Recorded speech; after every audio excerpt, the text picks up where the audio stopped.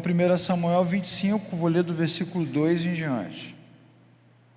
Havia um homem em Maom que tinha as suas possessões no Carmelo, homem abastado, tinha 3.000 ovelhas, 1.000 cabras, e estava tosqueando as suas ovelhas no Carmelo. Nabal era o nome desse homem, e Abigail, sua mulher. Ela era sensata, formosa, porém o homem era duro e maligno em todo o seu trato, e era ele da casa de Calebe. Quando Davi ouviu no deserto que Nabal estava tosqueando as ovelhas, enviou 10 jovens e disse: subam ao Carmelo até Nabal e perguntem em meu nome como ele está, e digam a ele: paz seja contigo, e tenha paz a tua casa, e tudo o que possuís tenha paz. Tenho ouvido que tens tosqueadores, os teus pastores estiveram conosco. Nenhum agravo fizemos, de nenhuma coisa sentiram falta, todos os dias que estiveram no Carmelo. Pergunte aos seus moços, eles dirão: achem favor, pois os meus moços na tua presença, porque viemos em boa hora. Por favor, dê aos teus servos, a Davi teu filho, qualquer coisa que tiveres à mão. E os moços de Davi foram, falaram a Nabal todas essas palavras e aguardaram. E Nabal respondeu: quem é Davi? Quem é o filho de Jessé? Muitos são hoje em dia os servos que fogem do rei. Tomaria eu, pois, o meu pão, a minha água, a carne das minhas reses que eu mesmo degolei para os meus tosqueadores, e daria a homens que não sei de onde vêm? Então os moços de Davi foram embora, e quando chegaram, contaram tudo a Davi, de acordo com as palavras que ouviram. Então Davi disse aos seus homens: cada um cinja a sua espada, e cada um deles cingiu a sua espada, e também Davi, e subiram atrás dele 400 homens, e 200 ficaram com a bagagem. Nesse meio tempo, um dos moços de Nabal falou a Abigail e disse: Davi enviou do deserto mensageiros para saudar o nosso Senhor, mas ele se virou contra eles. Aqueles homens, porém, têm sido bons, nunca fomos agravados, de nenhuma coisa sentimos falta. Eles nos protegeram e nos trataram bem quando estávamos no campo. Como um muro ao nosso redor nos serviram de dia e de noite, todos os dias, quando estivemos com eles, apacentando as ovelhas.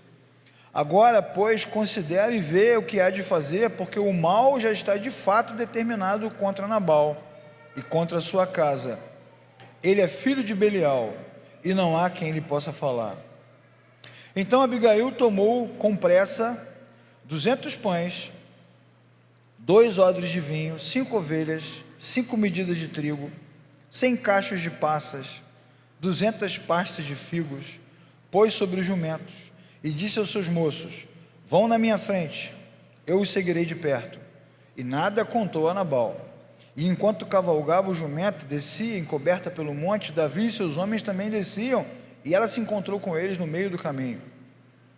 E Davi, pouco antes, havia dito: certamente, de nada adiantou ser bom, de nada adiantou guardar tudo que Nabal possui no deserto, de nada sentiu falta de tudo quanto pertence, e ele me pagou o mal ao invés de bem.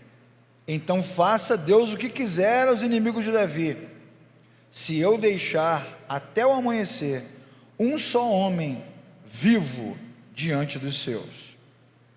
E vendo Abigail a Davi, apressou-se, desceu do jumento, prostrou-se sobre o rosto diante de Davi, inclinou-se até o chão, lançou-se-lhe, aos seus pés e disse: Senhor meu, caia esta culpa sobre mim, permite falar a tua serva contigo, ouve as minhas palavras.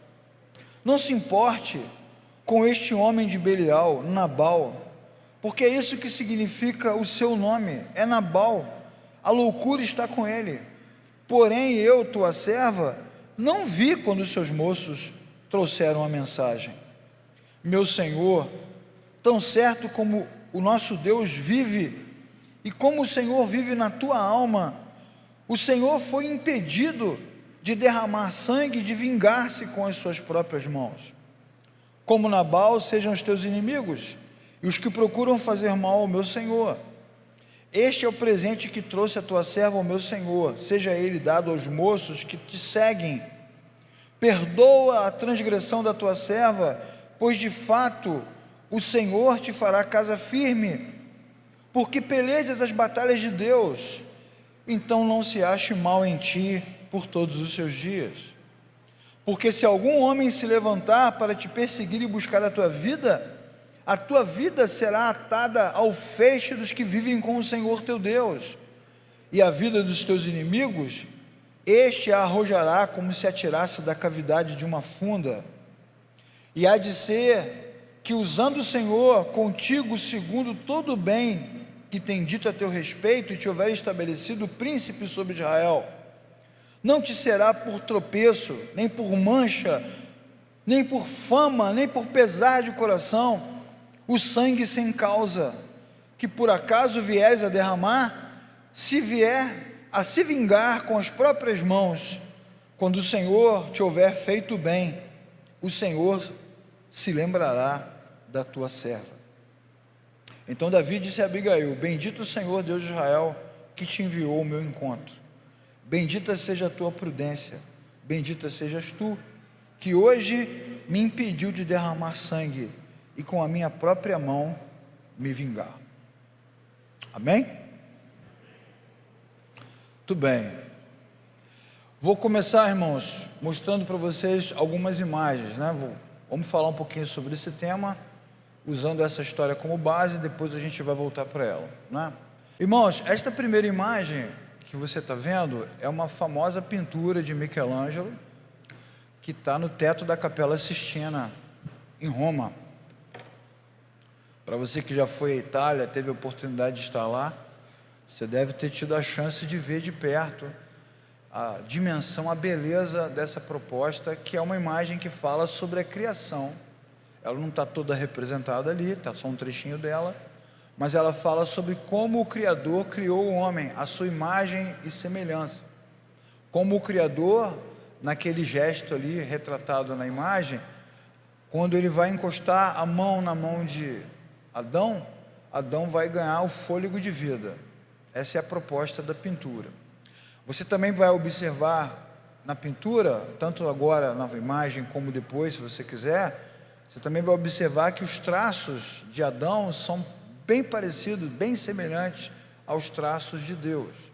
Então o pintor quis mostrar que o homem foi realmente retratado, construído à imagem e semelhança do Criador, com riqueza de detalhes e com a beleza que só os pintores dessa época, os artistas desse tempo, poderiam retratar.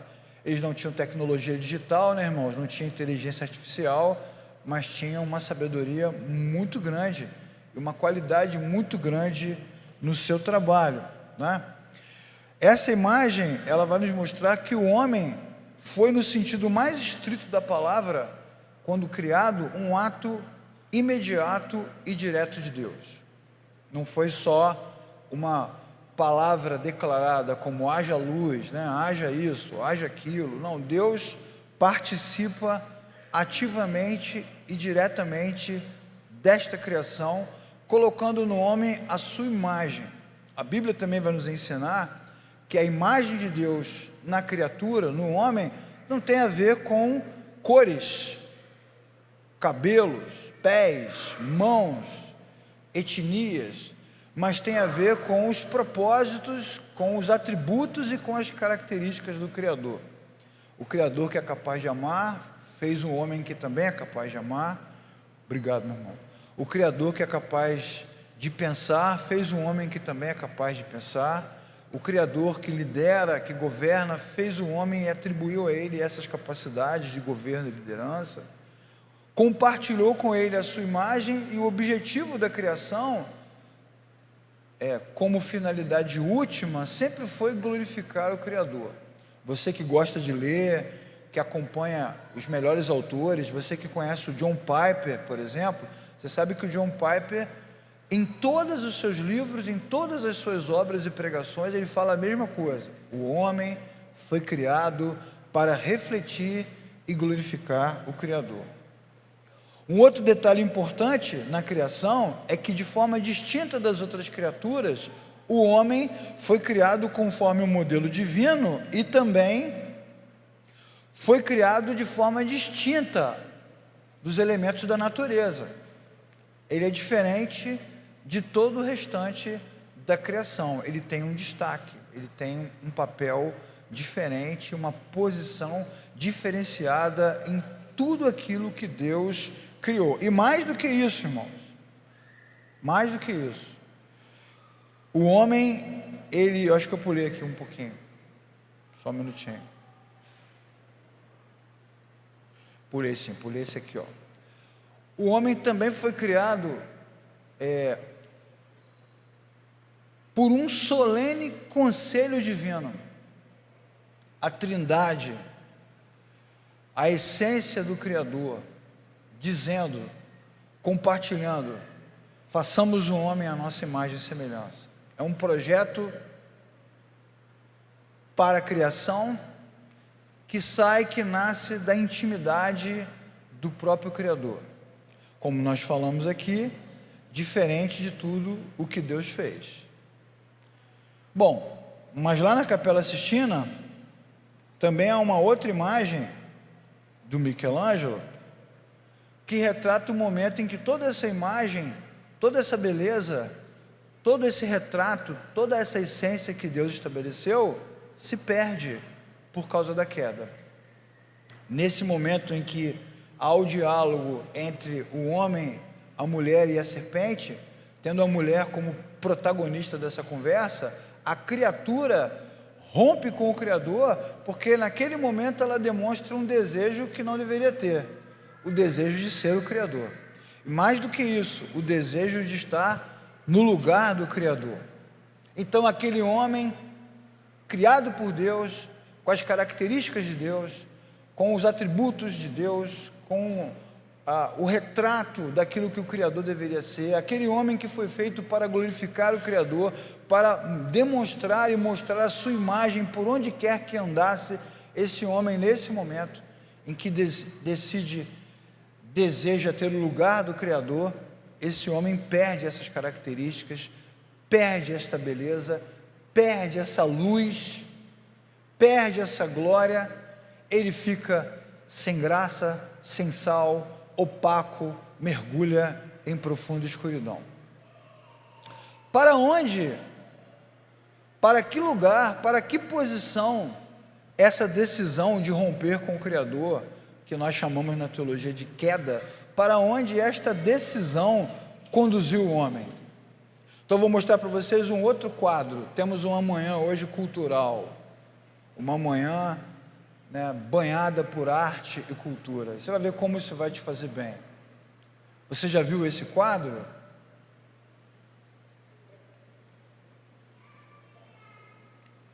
Esse quadro é de outro Michelangelo, é do Caravaggio, e retrata uma figura mitológica conhecida como Narciso.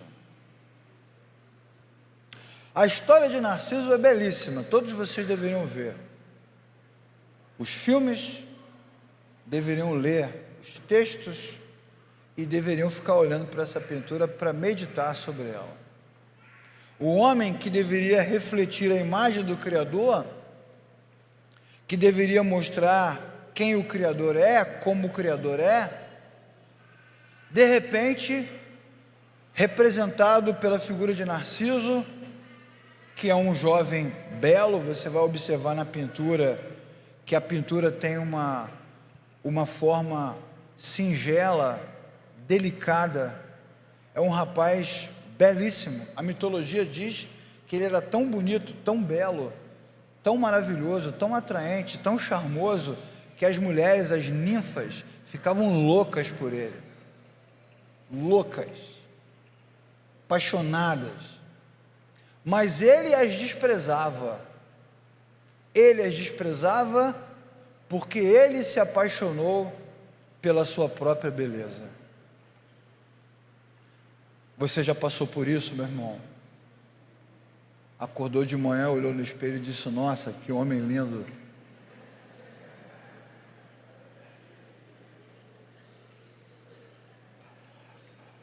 Vejam como o retrato transmite para nós um monte de informações importantes, porque ele olha para a sua imagem refletida na água, serena, parada.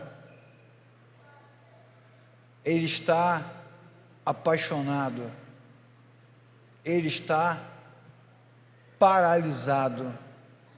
Se você puder um dia ver esse quadro de perto, se você tivesse oportunidade, você vai observar que a pintura, quando você se aproxima dela e se afasta, parece que a mão direita dele está entrando na água.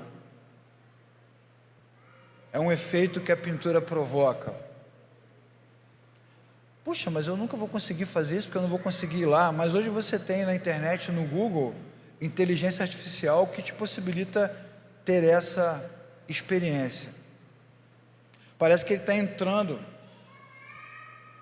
Quanto mais ele admira, quanto mais ele se apaixona, mais ele se aproxima da água. Ele está paralisado numa auto-idolatria. Inclusive, se ele levar essa paixão até o fim, se ele não suportar a sedução de si mesmo e for atrás de si mesmo na água, esse amor o matará. Creio eu e penso que essa pintura retrata muito bem a situação em que o homem se encontrou, para onde ele foi. Se num primeiro momento foi criado para refletir Deus, para retratar o seu Criador, para revelar a glória daquele que o criou, num segundo momento o homem se tornou um admirador da sua própria imagem. Quem deveria ser imagem e semelhança do Criador, agora se tornou apaixonado por si mesmo. Muito bem, vamos voltar para Davi, Nabal e Abigail. Espero que você tenha entendido a história. Se você não entendeu, porque pode ser que alguém aqui nessa manhã tenha descoberto: nossa, nunca tinha lido essa história antes. E outros podem ter dito: nossa, há muito tempo que eu não leio essa história.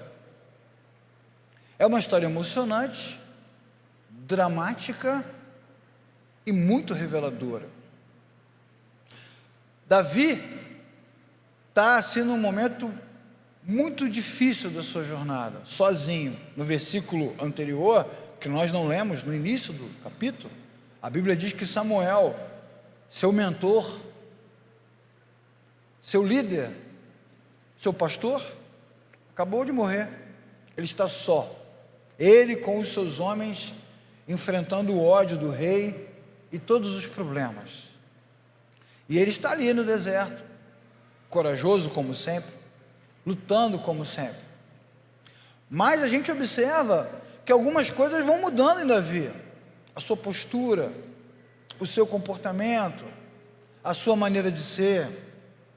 Quando você olha para aquela foto do menino enfrentando o gigante, quem é aquele menino que aparece ali? Ele não é ninguém. Ele é um garoto que sequer tem nome, que não é apresentado pelo seu pai, que não está na lista dos famosos indicados para o trono. Nem Samuel sabe quem ele é. É um segredo de Deus. É uma carta na manga. Deus deixou ele guardado lá no campo, atrás das ovelhas, cuidando da sua vida. É um menino contemplativo, sonhador, ágil, magro, inexperiente. É só um menino. E quando ele chega diante do gigante, ele não tem a menor condição de enfrentá-lo. Ele não tem habilidade de guerra, ele não tem armas, ele não tem experiência. E sinceramente falando, aí sou eu, as minhas múltiplas conjecturas, ele não tem noção do que está fazendo. Ele está completamente sem noção. Ele é empurrado por Deus, porque Deus está prestes a humilhar os filisteus e humilhar o povo de Israel. Nessa cena, quando Golias morre, quando a espada cai, quando a cabeça rola, filisteus estão humilhados, israelitas estão humilhados, porque Deus derrotou o gigante sozinho. Deus não precisa dos homens, os homens precisam de Deus. Deus não precisa das habilidades, das forças, da força dos homens. Os homens precisam do Senhor. E Ele escolhe um personagem único, diferente, para humilhar os homens nesse momento. E ele é Davi. Davi é a expressão da imagem de Deus, simples, humilde, sem nome, desconhecido, frágil. Se tivesse hoje Sport Bet, como é que é o nome? Betano, Bet, ninguém apostava em Davi. Ia dar uma votação absurda para Golias. É uma aposta perdida. Mas Deus então usa Davi porque ele tem o coração aberto, a mente aberta, o espírito pronto para ser tudo aquilo que Deus quer que ele seja. Então, nesse dia, nesse momento, nessa cena, Deus é glorificado, Deus é visto. Filisteus e israelitas têm certeza que foi Deus quem agiu. E esse é o propósito da criação: apontar para o Criador, glorificar o Criador, mostrar quem o Criador é, o seu poder, a sua graça, a sua bondade, a sua longanimidade, a sua justiça, o seu poder para executar o juízo. É isso que Deus faz. E Davi é um instrumento nas suas mãos. Parecido com a gente, né, irmãos? Pensando na igreja como a nossa comunidade de fé, lugar onde a gente vive, muitos aqui presentes nessa manhã cresceram na igreja. Se a gente fosse olhar aqui e perguntar, certamente o Jonathan, a pastora Graça, o pastor Jonathan conhece vários irmãos aqui, poderia dizer, aquele ali que nasceu aqui, aquele ali nasceu ali, o que mostra também a nossa idade, né, Jonathan? Quando olhamos para a nossa própria jornada, vemos que no início, quando as pessoas nascem de novo, quando elas se convertem, quando elas têm um encontro com a palavra de Deus, o que acontece com elas? Elas são simples, elas são humildes. Você vê às vezes uma criança, um adolescente, um menino, uma menina, novo ainda na fé, novo ainda na idade, sobe num púlpito como esse, muitas vezes numa situação difícil, não era o dia dele, não era a escala, deu tudo errado, caiu com você. Ele sobe, pega o microfone, às vezes com as mãos tremendo, com as pernas fraquejando, desafinado, não tem nada para dar, não tem nada para oferecer, e então canta com a alma. E quando isso acontece, o homem cumpre o seu papel de glorificar o Criador. Então Deus é glorificado. E muitas vezes acontece com quem prega, com quem ensina. Alguns anos atrás, se eu tivesse que subir num púlpito como esse, numa igreja como essa, eu tinha passado mal a manhã inteira, o sábado todo, a madrugada toda, não teria comido. Ia levar uns 30 minutos para me adaptar ao púlpito. Quando eu estivesse me adaptando, eu tinha acabado a mensagem. Tamanho o peso, tamanha a responsabilidade, tamanha a sensação de fragilidade e tamanha a sensação da glória que Deus tem, do temor da sua presença. E aí algo acontece. Entretanto, com o passar dos anos, o que a gente vai percebendo? Um fenômeno: a gente vai ficando mais confiante, mais maduro, mais esperto, vai ficando mais corajoso, ousado, intrépido. E aí passava o final de semana todo orando, se preparando para alguma coisa, e agora já não faz mais isso. Se dedicava aos instrumentos, estudava, mas agora não faz mais isso. É um fenômeno humano que eu poderia aplicar em qualquer área da sociedade. A simplicidade, o temor, a fragilidade de alguém que não vê em si mesmo força alguma, poder algum, torna o homem mais prudente, torna o homem mais temente, torna o homem mais crente, torna o homem mais compassivo. Mas à medida que o tempo passa, por causa da queda, por causa dos efeitos da ruptura com o Criador, esse mesmo homem vai ficando mais confiante, mais fortalecido, mais inteiro, mais crédulo em si mesmo, mais narcisista, admirador. Aí eu desço esses degraus aqui, chego ali e falo: ei, Jonathan, preguei pra caraca hoje. Ele fala assim: pô, foi muito bom, cara. Eu olho para esse retrato de Davi, contemplando o gigante diante dos seus olhos. Aquele Davi não é o mesmo Davi da cena de Abigail, porque eu não sei se você percebeu que o Davi tem um plano. Nabal é um fazendeiro, criador de gado, criador de ovelhas, riquíssimo. Ele tem um tempo que ele precisa alimentar o rebanho, cuidar do rebanho, para quando chegar no tempo de tosquear, ele poder matar os novilhos, separar o que é dele, a lã e tudo mais, para poder ter a sua receita, para poder ter o seu dinheiro, a sua riqueza, cuidar das suas propriedades. O que Davi faz? Ele junta os seus homens, acompanha todo aquele processo produtivo no campo, de longe e de perto, oferecendo o que? Segurança. Estamos aqui, cuidem dos rebanhos, cuidem das ovelhas, façam o seu trabalho, nós estamos aqui. O rapaz, o moço aqui, ele vai até Abigail e fala assim: Abigail, você não sabe, enquanto nós estávamos no campo, Davi nos protegeu, Davi cuidou de nós. O Davi compassivo, o Davi temeroso, o Davi fragilizado, o Davi que não confiava em si mesmo, mas apenas em Deus, que era capaz de refletir apenas a glória de Deus, esse Davi agora se tornou confiante, poderoso. A impressão que eu tenho olhando para o texto às vezes é que ele montou uma milícia, irmãos, porque agora ele mandou cobrar. Ele ofereceu proteção, ele ofereceu segurança, ele acompanhou o rebanho pelo tempo todo, e quando chegou a hora da tosquia, ele olhou para a turma e falou assim: chegou a nossa hora, e mandou cobrar a conta, pediu comida, pediu alimento, pediu o que pudesse, o que você tiver, Nabal, mande para a gente. O problema, né, irmãos, é que ele foi falar com Nabal, e Nabal é osso duro de roer. A primeira coisa que Nabal diz para o menino é o seguinte: eu não sei quem é Davi. E essa doeu, né, irmãos? Eu não sei quem ele é. Aliás, o reino está cheio de homens como ele, aventureiros, rebeldes, revoltados, andando por aí, querendo arrumar coisa com o rei. Avisa Davi que ele não sabe com quem ele está lidando. Rolou uma ameaça, né? Rolou um confronto.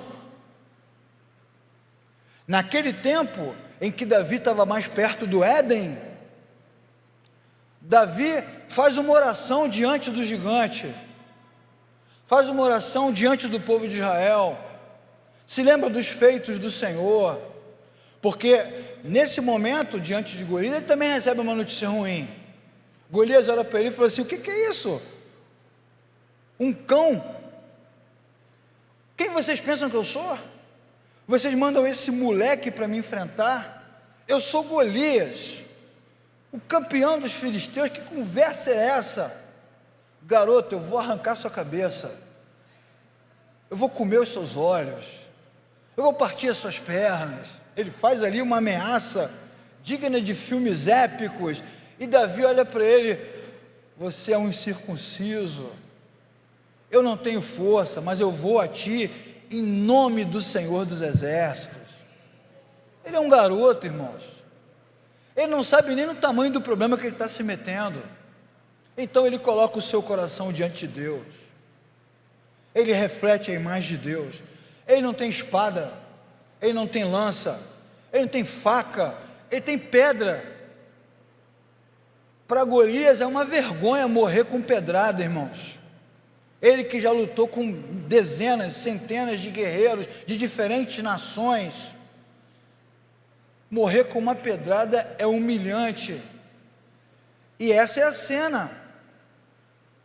Mas muitos anos mais tarde, quando Nabal manda o recado: avisem a Davi para que ele não se aproxime, para ele não chegar nem perto, senão vai dar ruim para ele aqui.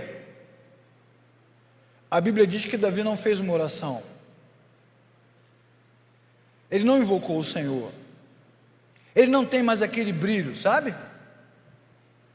Alguma coisa mudou nele, ele agora está sombrio. Quando o menino acabou de dar a notícia, tocou a música no fundo do Darth Vader.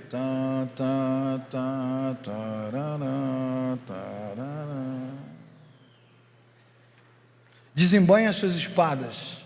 Eu juro diante de Deus que ao amanhecer nenhum homem ficará de pé naquele lugar. Quando eu olho para esse texto, irmãos, e eu comparo com aquela imagem, eu quase não reconheço Davi. Quem é esse Davi? Quem é esse homem distorcido, que agora, ao contemplar a sua própria imagem, se sente digno de receber ofertas, digno de receber propostas, digno de receber reconhecimento, digno de receber temor? Eu me lembro de um pastor, um determinado pastor de uma determinada igreja X qualquer, que numa reunião de liderança, numa igreja lotada assim, foi questionado por um dos líderes, por uma decisão que ele havia tomado, e então ele disse para aquele líder: você perdeu o seu temor a mim. E todos nós, ao ouvirmos essa frase, ficamos paralisados. O nosso cérebro demorou até a processar a frase. E ele repetiu: você perdeu o seu temor a mim. Porque a imagem do Criador, a qual aquele obreiro deveria refletir, ela está ofuscada pela queda. Agora ele só consegue ver a si mesmo, sua própria capacidade, seus próprios dons, sua própria habilidade. E isso vai deixando o homem adoecido, como Narciso, paralisado diante de si mesmo. Você, meu irmão, que acordou de manhã, olhou para o espelho e disse: que homem lindo que você é. Já parou também para refletir em alguns momentos sobre atitudes que você tomou que não o representam? Alguns de nós aqui já ouviram pessoas íntimas que convivem conosco dizer frases do tipo: o que aconteceu com você? Você não é mais a mesma pessoa, você mudou. Onde está aquele homem que eu conheci? Diria a esposa. Onde está aquele filho que eu criei? Diria a mãe. Algo vai mudando no caminho, algo vai mudando na jornada, porque aquele menino frágil, humilde, que não confia em si mesmo, que só confia em Deus, ele vai ficando mais forte, mais robusto, mais corajoso, com mais histórias para contar. Então a imagem de Deus aos poucos vai se apagando e a sua imagem vai ficando cada vez maior. Então ele só consegue ver a si mesmo e começa a fazer exigências que nunca teve antes, do tipo: eu quero reconhecimento, eu quero pagamento, eu quero amor, eu quero que as pessoas me amem, me respeitem, me honrem. Quando Davi envia os seus moços a Nabal, ele não está pedindo um favor, ele está exigindo um pagamento. E Nabal, que não é bobo nem nada, entende. E a reação de Davi confirma o sentimento de Nabal. Então nós estamos diante de uma tragédia. E Davi ainda usa o nome de Deus. Diante do Senhor eu afirmo que ao amanhecer não vai sobrar um homem em pé. todos eles vão morrer ao fio da espada, porque eu fui desrespeitado, porque eu fui humilhado, porque eu fui constrangido, porque eu não fui atendido. E quando o homem contempla a sua própria imagem, irmãos, ele se impressiona com aquilo que vê, mas sinceramente, Deus não está impressionado. Se Davi acha que está impressionando Deus, Deus não está impressionado. Se o irmão quando prega, fala assim, nossa, hoje eu arrebentei. Se você acha que impressionou Deus, Deus não está impressionado. Quando acabou de cantar e algo aconteceu, nossa, hoje eu cantei muito, se impressionou Deus, não está impressionado. Cuidou da sua família, pagou as contas, levou na escola, eu sou um pai exemplar, Deus não está impressionado. Nada disso impressiona o Senhor, porque na verdade, o que impressiona o Senhor, e o pastor Jonathan falou isso várias vezes hoje durante a ceia, o que impressiona o Senhor é a capacidade que o homem decaído, distante de Deus, rompido com a verdade, ainda tem em determinados momentos de refletir a glória do Criador. Você não espera nada de um publicano, de uma mulher que não tem nome, que está à margem da sociedade, de uma criança, de um pescador, de pessoas que normalmente reagiriam com agressividade ou com falta de fé, com ações constrangedoras. Você não espera nada disso e de repente elas conseguem da escuridão levantar a sua mão, contemplar o Criador, glorificar a Jesus, colocar nele a sua esperança. E Jesus falava assim, olha, isso é impressionante.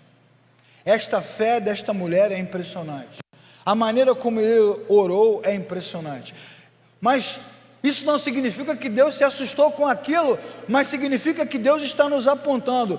Cada momento em que o homem diminui e a minha presença aparece, cada momento que a vaidade, que o retrato de Narciso diminui e a minha glória aparece, isso é um resgate que aponta para um plano, o plano da redenção.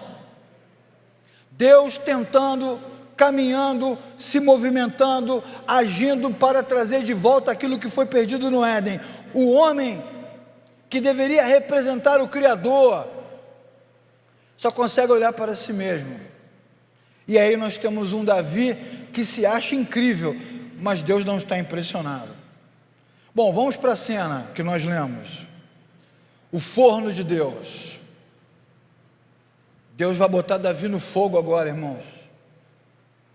A fornalha ardente da vida, que é uma outra lição muito bacana, né? Davi é experimentado em guerras, em batalhas, venceu muitas delas, foi cantado em todos os lugares, as mulheres fizeram músicas épicas para falar do seu poder, das suas conquistas, mas ele vai ser experimentado mesmo agora no dia a dia, nesse conflito cotidiano aí de sobrevivência. Eu preciso comer, eu preciso de ajuda, ele não quer me ajudar, se não vai me ajudar por bem, vai me ajudar por mal. Ele está sendo provado aqui, nessa hora, no forno de Deus. A religião causa em nós uma sedução tamanha que ela nos engana. Muitos de nós ainda acham que serão experimentados na sua fé em cultos como esse, que as pessoas olharão, nossa, que oração, que cântico, que ministração, que piedade, entrou ali, se ajoelhou e orou, nossa, que pessoa santa, como se essas coisas validassem a nossa fé. Mas o que a Bíblia está nos mostrando, irmãos, é que a nossa fé é validada ou não, é experimentada, é testada, mesmo é no forno de Deus, é no dia a dia, é na crise no balcão, no caixa do supermercado, quando a menina disse que não vai trocar o seu produto e você ficou descontrolado. Você que é diácono, que é crente, que prega, que canta, que toca, que tem a imagem de Deus, naquele momento, Senhor, eu não posso fazer essa troca. Você fica descontrolado. Você vira para trás, cinjam as suas espadas. Não vai ficar ninguém vivo nesse supermercado. É no trabalho, quando ganha ou não, é no trânsito. O trânsito é uma mega fornalha de Deus, fechadas pela direita, fechadas pela esquerda, e você, indignado, diz que o Senhor me encha de força agora, porque eu vou derramar a minha ira na BR. Porque ao contrário do que acontece no Éden, como já nos ensinou Caetano, Narciso não gosta daquilo que não é espelho. Eu quero ser tratado como eu acho que devo. Eu quero receber o que eu acho que eu devo. Eu quero que você diga o que eu quero ouvir. Eu quero que você me dê o que eu quero receber. Quero ser digno do que eu acho que eu sou digno. E olhando para o espelho eu digo assim: nossa, você é bonito pra caramba. Você é maravilhoso. E quando isso não acontece, no dia a dia, no cotidiano, isso nos fere o nosso ego, porque Narciso é o exemplo máximo do egocentrismo, da adoração de si mesmo. Então isso tira a gente do prumo, tira a gente do equilíbrio, e a gente perde o rumo completamente. Vejam a cena. Davi se descontrola quando pessoas comuns atravessam a vida dele. E o que deveria ser um ato de bondade, reflexo do caráter do Criador, se torna uma dívida. Num primeiro momento, parecia um ato de bondade de Davi e a sua turma, mas agora ele está cobrando aquilo como dívida. E quando ele manda os seus mensageiros a Nabal, ele tem um choque de realidade. Quando Nabal diz: quem você pensa que você é? Será que nesse momento ele é um homem segundo o coração de Deus, irmãos? Porque a gente enche a boca para dizer, né, Davi é o homem segundo o coração de Deus, mas em várias cenas da Bíblia, em várias histórias, ele está mais para Narciso, para adorador de si mesmo, rompendo com a imagem que o Criador gerou, rompendo com as suas características. E quando os ímpios ouvem o que Davi diz que vai fazer, eles se desesperam, porque o homem segundo o coração de Deus quer vingança. Observe, irmãos, pense comigo, meu irmão, minha irmã, no púlpito hoje, na igreja pós-moderna, contemporânea, no século 21, muita gente sobe no púlpito para falar sobre cultura. A gente sabe, nós sabemos que a cultura tem uma grande influência sobre nós. Nós não vamos negar isso. Nós estamos aqui na cidade. Esta igreja, inclusive, está no centro da cidade. Então eu não posso negar que a cultura nos atinge. Então, realmente, muitas das nossas ações, posturas, maneiras de falar, de agir, são influência direta da cultura que nos afeta. Isso é fato. Mas nós, como cristãos, temos a Bíblia como nossa regra de fé e temos o Espírito Santo para nos orientar. Não podemos negar que a cultura nos afeta. E quando eu digo cultura, eu estou falando da cidade, da sociedade, estou falando dos ambientes onde você vive, da família. A gente pode falar: não, eu sou assim por causa do meu pai, por causa da minha mãe, por causa da minha irmã, eu sou exageradamente machista porque eu recebi essa herança dos meus familiares, eu sou agressivo com as minhas filhas porque eu fui assim. A gente pode até falar sobre isso, mas o que a Bíblia nos mostra com muita clareza, e o Espírito Santo convence o homem da justiça, do pecado e do juízo, é que seja qual for a razão ou a cultura onde estamos inseridos, todo esse processo que nos transforma, que nos muda, que nos afeta, que arranha a nossa vida e que apaga a imagem do Criador, que nos faz como Narciso, amante de nós mesmos, tudo isso é por causa da queda, é por causa do pecado. Portanto, irmãos, se o pecado, como a Bíblia revela, se a queda, a ruptura com o Criador, como a Bíblia mostra, é a origem de todos esses problemas sociológicos que nos afetam, nós não somos ingênuos, nem vamos ficar aqui minimizando as coisas, não vamos resolver tudo apenas com orações ou com pregações. A vida humana é muito mais complexa do que a gente imagina. Entretanto, mesmo não sendo ingênuos, mesmo não minimizando os problemas,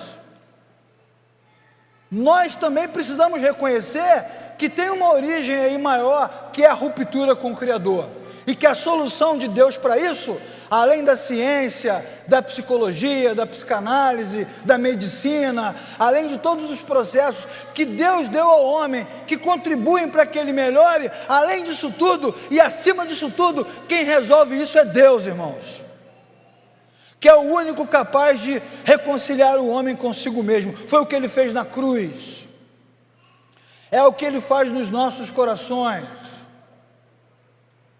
E nós não podemos negar diante dos textos que todos nós fomos afetados de alguma maneira, e que mesmo com toda a piedade, com toda oração, com todo compromisso, com toda dedicação, com todo autocontrole e autovigilância, todos nós escorregamos em algum momento e deixamos transparecer com a voz, com as palavras, com o vocabulário, com os gestos, com o comportamento, deixamos transparecer o que nos tornamos por causa da queda. Vejam o que Davi virou: um homem agressivo, sanguinário, vingativo, cruel, com sede de sangue, com sede de morte. Ele em nada se parece com o Davi que enfrentou Golias. Ele em nada se parece com o homem do Éden. Ele é o homem da queda nesse momento, mergulhado em trevas, enlouquecido pelos seus próprios pensamentos, contemplando sua própria imagem.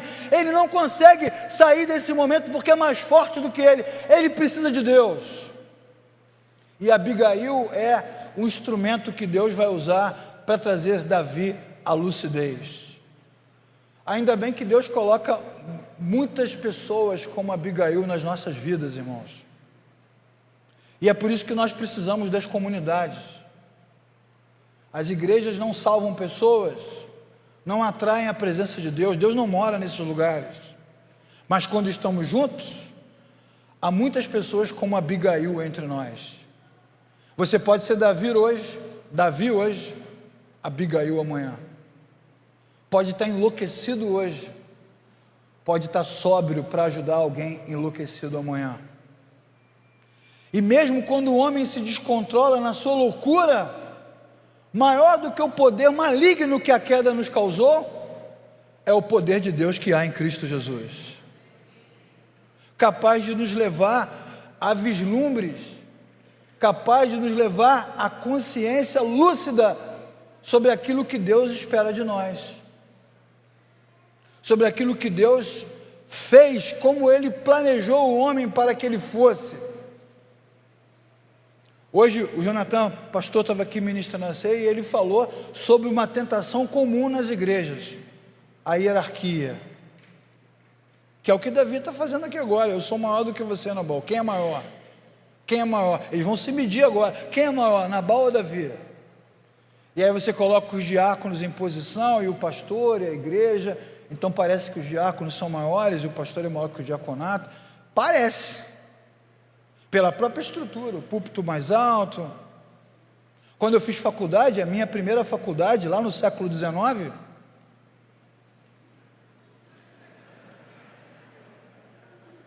e o Jonathan confirmou, foi isso mesmo. A UF, onde eu estudei, o professor dava aula num tablado. Qual era a mensagem que se transmitia? Que o professor é maior, que ele sabe mais, que vem de cima para baixo.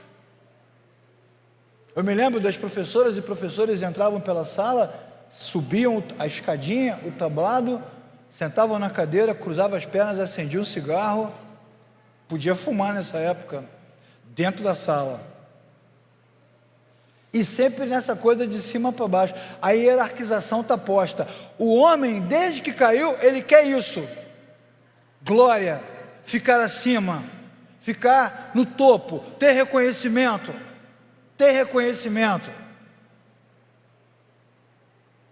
Eu conheci uma professora, doutora, uma professora X qualquer, de uma instituição X qualquer, que ela tinha uma amiga que estava fazendo doutorado também. Quando essa amiga terminou o doutorado, assim: parabéns, doutora, a partir de agora nós podemos conversar de igual para igual.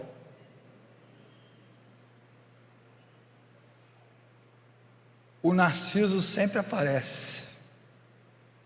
agora você é igual a mim, agora nós estamos numa determinada posição. E isso faz com que o homem se ache melhor, maior.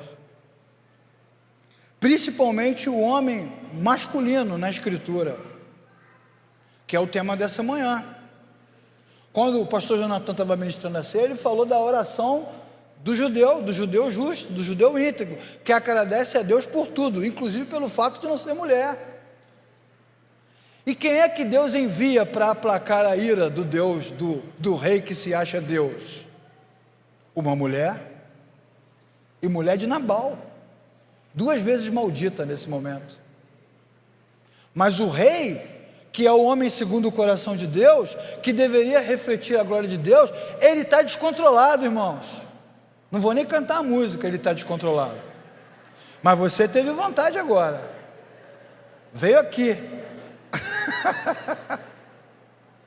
E a mulher, que na cultura, não só de Israel, mas de muitas civilizações do passado e do presente, que é inferior, ela está equilibrada, ela está moderada, ela tem sabedoria, e ela tem o Espírito de Deus.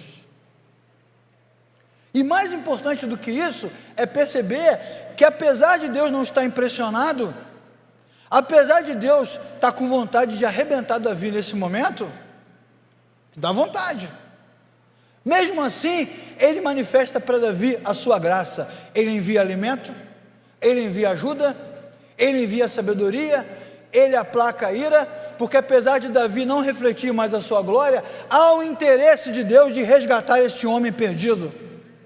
E o que ele faz com Davi nesta cena é o mesmo que ele faz conosco todos os dias, indignos, confusos, descontrolados, abrimos a nossa boca, machucamos as pessoas, ferimos aqueles que amamos, adoramos a nossa própria imagem, não somos merecedores de nada, mesmo assim Deus insiste em nos abençoar, insiste em demonstrar a graça por nós, insiste em vir em nossa direção, insiste em vir gracioso no mesmo caminho que traçamos, porque a graça de Deus é teimosa, é insistente, e Deus faz todos os processos, porque há nele um plano de redimir a natureza humana, essa natureza rompida com o Criador, esse homem ferido, machucado, adorador de si mesmo, completamente perdido. Deus poderia destruí-lo, mas decide trazê-lo para si, colocá-lo perto da sua presença. Davi está pronto para espalhar o mal, mas Deus é o Deus do bem, é o Deus da graça, e é isso que Davi deve refletir nesse dia. Não devemos ser como Davi, não devemos refletir na nossa jornada, na nossa caminhada, essa imagem distorcida do homem. Na verdade, eu diria que nem Davi deve ser como Davi. Davi precisa rever seus conceitos. Vamos chamar um texto bíblico para nos ajudar, irmãos. 1 Coríntios, capítulo 11, versículo 1, o apóstolo Paulo dizendo: tornem-se meus imitadores. Aí você poderia dizer agora: Narciso, convencido. E ele responde então: da mesma forma como eu sou imitador de Cristo. A minha imagem desaparece diante da imagem do Criador. Na verdade, todos nós devemos refletir a imagem de Deus, porque o homem, ele está completamente desarrumado. O homem tem as suas demandas, as suas crises. Davi se sente só, se sente abandonado, se sente completamente despreparado.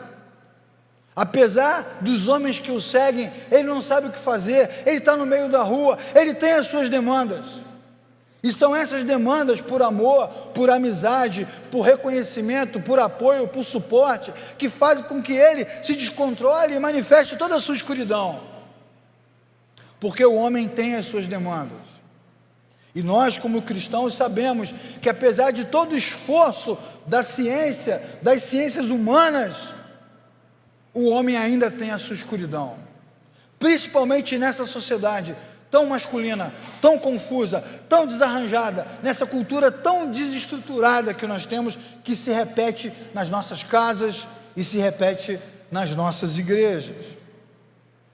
Naquele momento, você reparou nas frases que Abigail disse para Davi? Não, meu senhor, não faça isso. Se fosse Nabal querendo te matar, se fosse Nabal querendo te esquartejar, eu até entenderia, porque Nabal é maligno, esse é o nome dele, é o que significa. Mas você não. Você é um servo de Deus. Imagine amanhã você se tornando rei de Israel e rolar o burburinho, a fofoca, dizendo assim: é rei, olha, mas ele é matador. É rei, mas é assassino. Imagine você subindo ao trono, carregando a fama de um homem descontrolado pelo ódio, que não leva desaforo para casa, que paga o mal com o mal. Não. Que o Senhor te dê graça, que o Senhor te coloque no trono na hora certa, e quando isso acontecer, que nenhuma mancha se ache na sua vida. Olha, irmãos, Davi podia ter ficado sem essa, não podia? Porque quando ela diz isso, ela demonstra que Nabal tinha razão, que Davi não é flor que se cheire, que Davi não é uma pessoa digna, que ele não é um homem honrado, que ele na verdade também é maligno, que ele é um criminoso, que ele é uma pessoa perigosa. Nabal tinha razão, e Abigail está dizendo para ele: você não pode ser assim, meu senhor, você não pode se comportar desta maneira.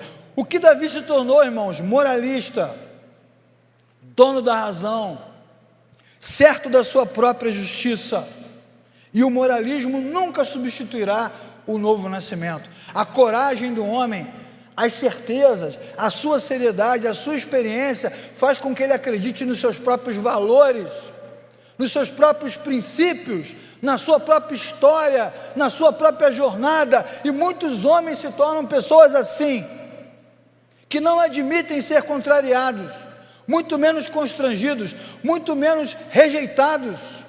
É a queda que gerou isso dentro do homem, foi a queda que gerou isso no coração do homem, foi isso que ele se tornou, mas isso nunca substituirá o novo nascimento, porque quando o homem se encontra com Deus, toda essa moral, toda essa força, todo esse poder diminui, desaparece, porque importa que entre nós só Deus seja glorificado.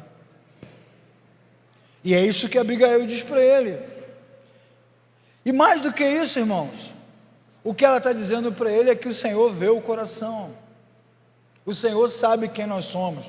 Mesmo que eu olhe para o espelho como homem, ao me contemplar na imagem, eu veja o que eu quero ver, Deus conhece o coração, Deus conhece o que há no nosso interior, Deus sabe quem nós somos, vê o que nós pensamos.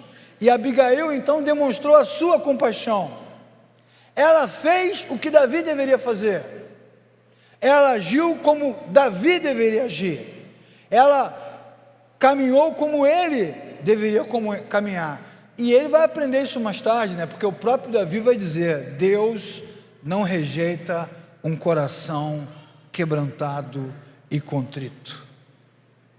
Irmãos e irmãs, a imagem humana, a imagem do homem, que torna ele violento, idólatra de si mesmo, agressivo, sem identidade, sem consciência, sem valores, cheio de crises, cheio de demandas, sem resposta, ela melhora com a ajuda das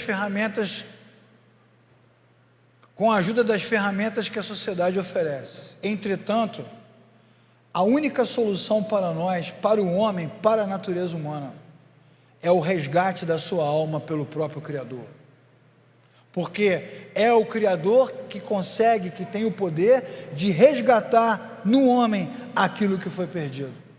Quando nós nos encontramos com Cristo, quando nós nascemos de novo, continuamos homens e mulheres da sociedade.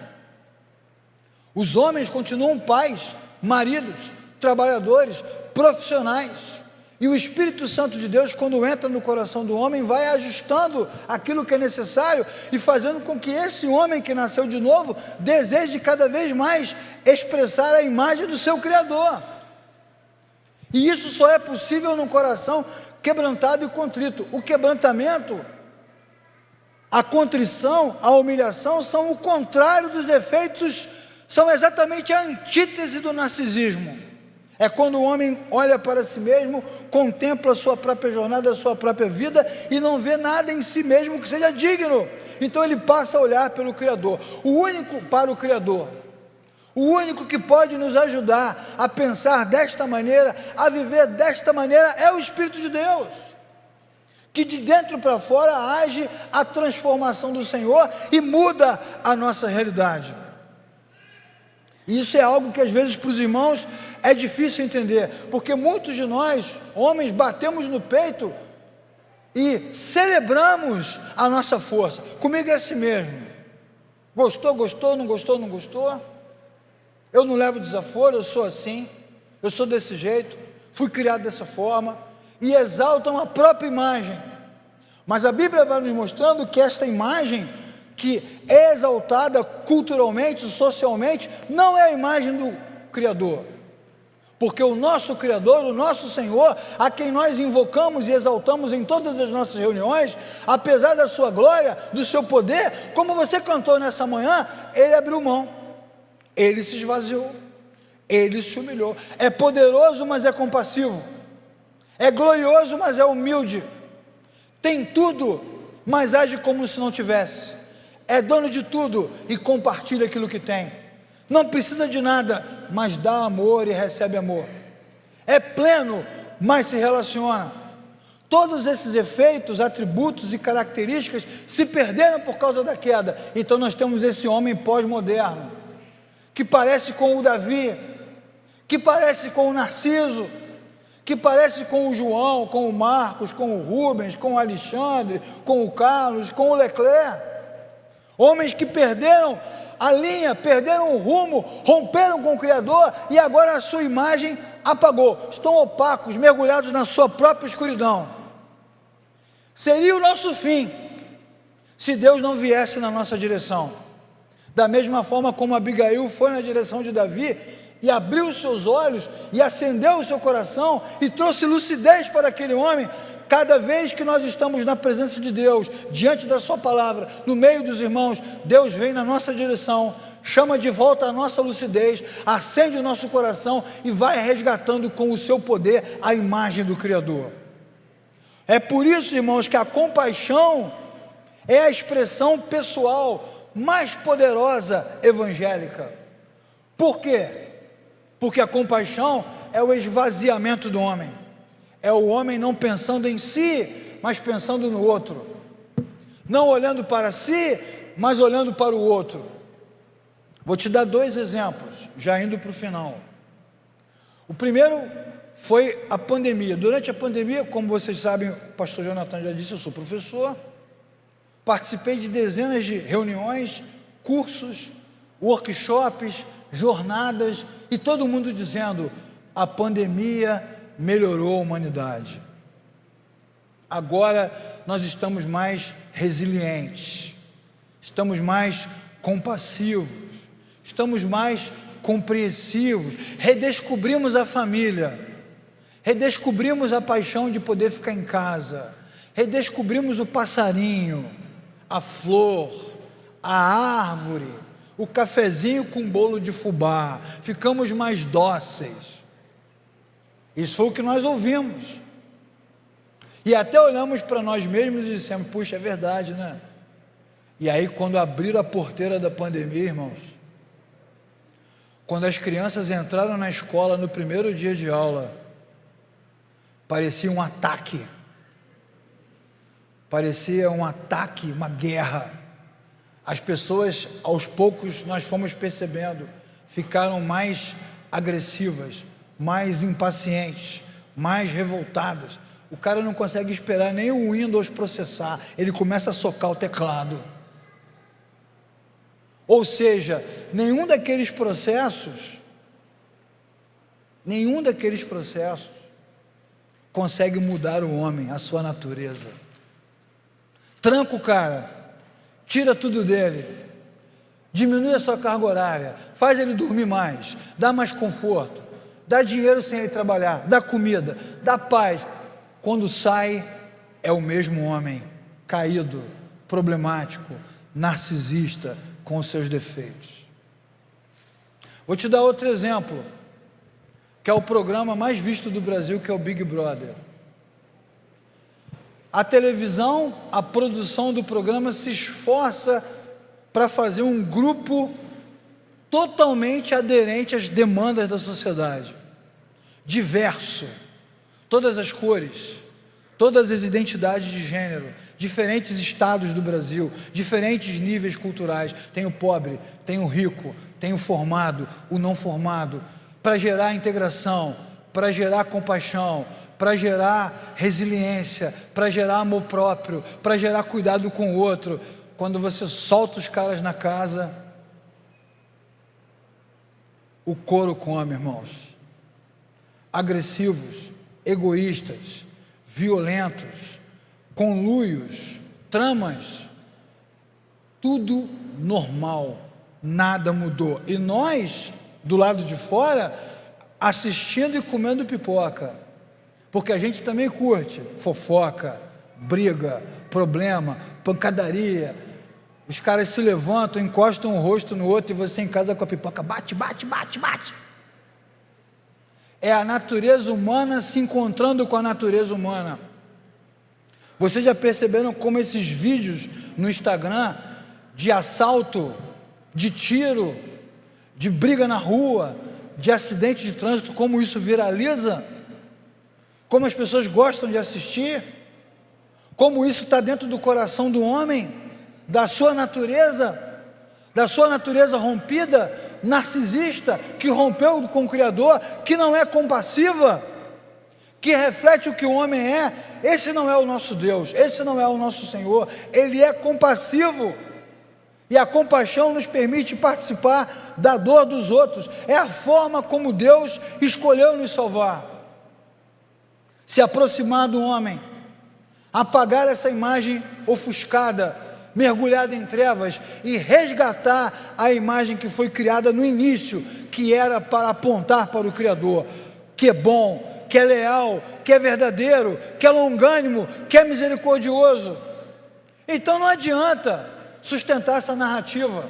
O que o texto está nos mostrando, de forma muito objetiva, é que nós precisamos assumir, em primeiro lugar, que somos Davi, irmãos, que somos Narciso, que somos esses homens, que precisamos de Deus, mesmo que tenhamos um cargo eclesiástico, mesmo que tenhamos um nome com fama, mesmo que tenhamos uma história para contar, precisamos do Criador nas nossas vidas. Sem Ele, essa imagem não pode ser resgatada. Para romper a ansiedade desse tempo, a insegurança desse tempo, o medo desse tempo, que faz com que tudo isso mexa com o nosso interior, nós precisamos de Deus. Davi não ia conseguir nada sozinho, Deus foi na direção dele.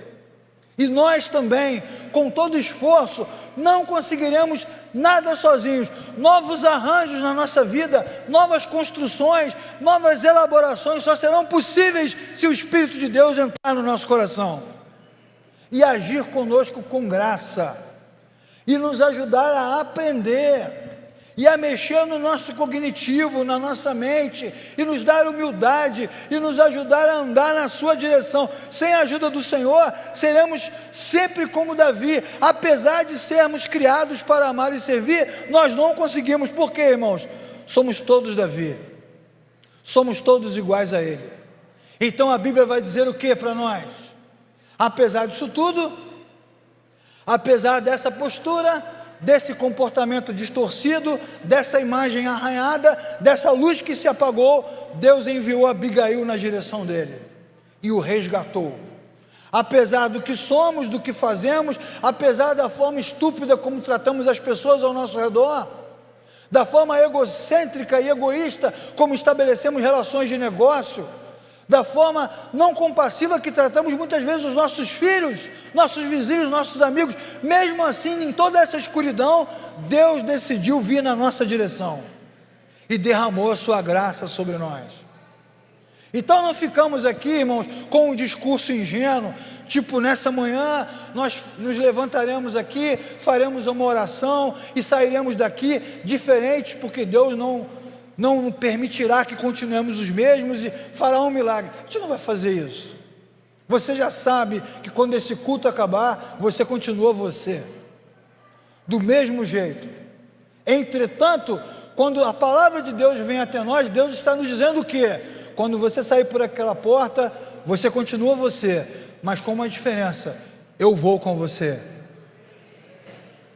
E a minha presença, não a sua capacidade, nem o seu poder, nem a sua inteligência, nem a sua trajetória, nada disso, é a minha presença que acende a luz apagada no seu interior.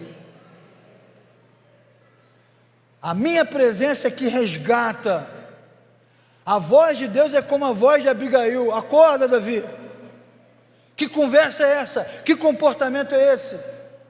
O Espírito de Deus fala ao nosso coração, e a primeira coisa que deve acontecer, o primeiro passo que precisamos dar nessa manhã, irmãos, é reconhecer que somos Davi, que somos Narciso, que é isso mesmo, que durante o dia todo lutamos para ser como o nosso Senhor, e Ele nos ajuda o dia todo, todos os dias, e mesmo no dia em que falhamos, como Davi, mesmo nos dias em que nos precipitamos, como Davi, mesmo nos dias em que agimos como ele, iguais a ele, e quando o dia termina, parece que não há mais esperança para nós, porque depois de tantos anos de igreja batista, eu continuo agressivo, violento com a minha esposa, com os meus filhos, descontrolado, e eu choro de noite, porque a Bíblia me acusa, e o inimigo também me acusa,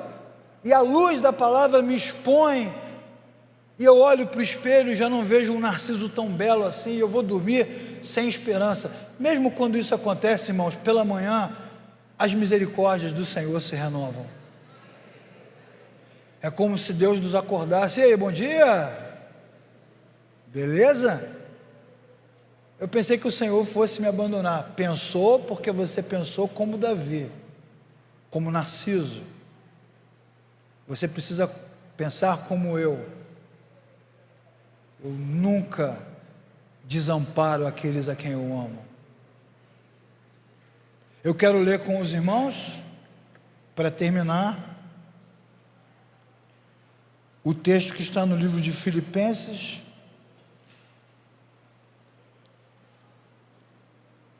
capítulo 2, a partir do versículo 5.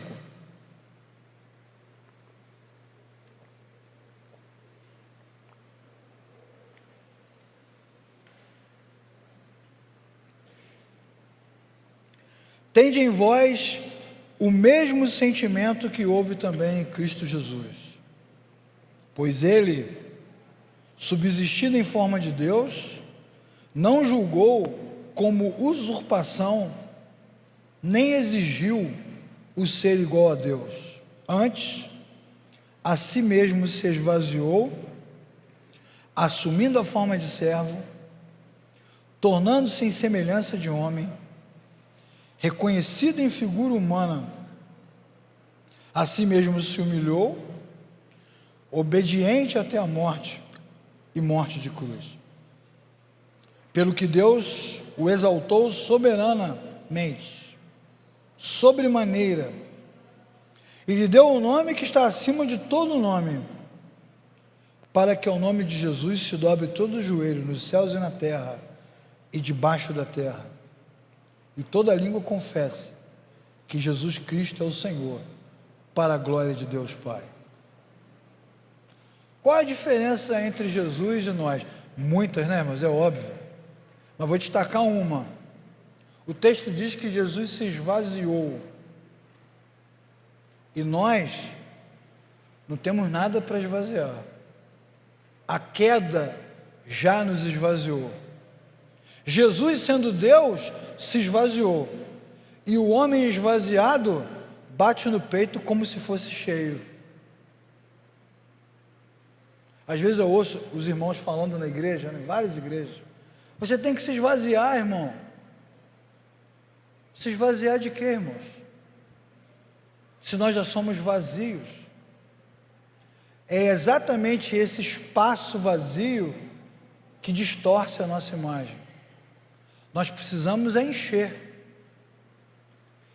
o nosso interior com este mesmo sentimento que havia em Cristo Jesus, que sendo não quis ser, que tendo não quis ter, que podendo exigir se humilhou, e por isso Deus o exaltou. Então, quando a Bíblia diz, tenham este sentimento, isso significa que quando nós nascemos de novo e fomos redimidos, Deus nos deu essa capacidade. Nós não somos mais escravos da queda, nem do pecado, nem desta imagem que nos ofusca. Nós fomos libertos disso tudo lá na cruz. O fim da lei é Cristo, para a justiça de todo aquele que nele crê. Justiça que é pela fé no Filho de Deus. E essa fé nos liberta do poder do pecado, de toda a crise que nos cerca. E agora nós temos condição de desejar, de buscar ter este mesmo sentimento que Cristo teve, de tirar as nossas espadas e jogar no chão, de pegar as nossas palavras ríspidas e guardar no bolso, de tirar o orgulho e trancar num cofre, de dar um passo atrás sempre que possível. E todas as vezes que isso acontecer, Deus será glorificado. Há muitos irmãos que acham, obreiros, líderes, que eles conseguem motivar a comunidade, pregar bem quando gritam, quando falam alto, quando demonstram volúpia, quando demonstram capacidade, qualidade, mas na verdade é o contrário. Quanto menos o pregador aparece, mais a mensagem floresce. Quanto menos os ministros são vistos, mais o Senhor é engrandecido. Quanto menos o nosso Narciso aparecer, mais o Senhor mostrará a sua imagem na nossa vida. Saber que somos iguais a Davi é uma constatação difícil, mas a mesma Bíblia que diz isso também diz que nós podemos, aos poucos, jogar fora essa imagem e nos tornar mais semelhantes a Cristo, o nosso Senhor, que quebrou as regras, que rompeu os padrões, que se aproximou daqueles que a sociedade não ama, que levou amor onde só havia ódio, que levou perdão para quem era imperdoável. Quando Jesus diz, o reino de Deus é chegado a vós, ele fala dele mesmo, ele andando pelas ruas, é o reino de Deus em movimento. E nós também podemos ser assim, no trabalho, na empresa, na família, na sala de aula, na rua, no condomínio, no trânsito. Você que é homem, que tem história, que tem jornada, que tem uma vida, que tem uma fama, não pode abrir mão dela. A Bíblia está dizendo, você pode aos poucos ir apagando essa imagem sua, e eu aos poucos vou preenchendo esse espaço com a minha presença, até que todos se assustem, né? Nossa, como você está diferente. Nunca imaginei que eu fosse ouvir uma palavra tão doce vindo dos seus lábios. Então você saberá, certamente não fui eu, certamente foi o Espírito de Deus que aos poucos está resgatando a minha masculinidade. Não essa masculinidade que glorifica o masculino, mas essa masculinidade que glorifica o Criador. Bendita palavra, irmãos.